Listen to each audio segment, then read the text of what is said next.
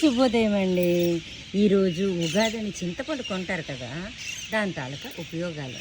అయితే మనం పిక్క తీసి ఏదైతే కొంటున్నామో పిక్కతోని కొనుక్కుంటే ఎన్ని సదుపాయాలు చూడండి. నేను ఏమీ చేయలేదు, ఆ చింతపండుతోనే ఇంకా చాలా సామాన్లతో నేను ఇంత చక్కగా వస్తున్నాయి.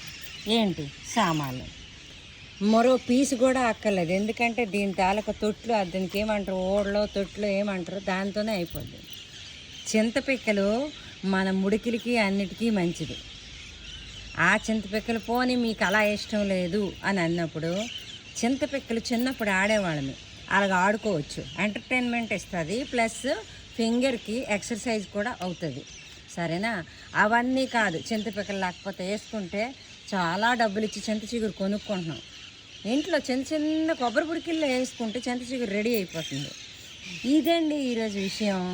అయితే చింతపండు చాలా కాస్ట్ అంటారు కదా, ఇవన్నీ పళ్ళకి నేను అట్టి అయితే ఒక పోనీ అంతగా లెక్కేసుకుంటే ఒక 8 రూపాయలు 7 రూపాయల చింతపండు నేను ఉపయోగించి ఉంటాను. ఎన్ని ఉపయోగాలు వచ్చాయండి. చేతులకి ఎప్పుడైతే ఈ ఒక్క తొట్లు గుచ్చుతాయో మన స్కిన్కి కూడా మంచి ఎక్సర్సైజ్, వెయిన్స్కి కూడా మంచి ఎక్సర్సైజ్ అవుతుంది. అమ్మో గుచ్చేస్తుందని ఏ పని మనిషికి చెప్తే ఇవన్నీ చేస్తుందండి, చెయ్యదు.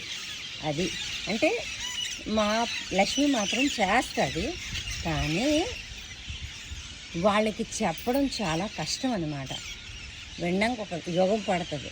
వాళ్ళకి ఎప్పుడైతే అర్థమవుతుందో అది చాలా టైం పట్టేస్తుంది.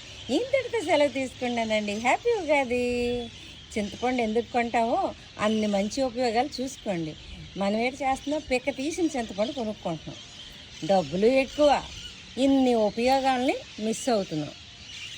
పొదుపు అండి, పొదుపు. చూడండి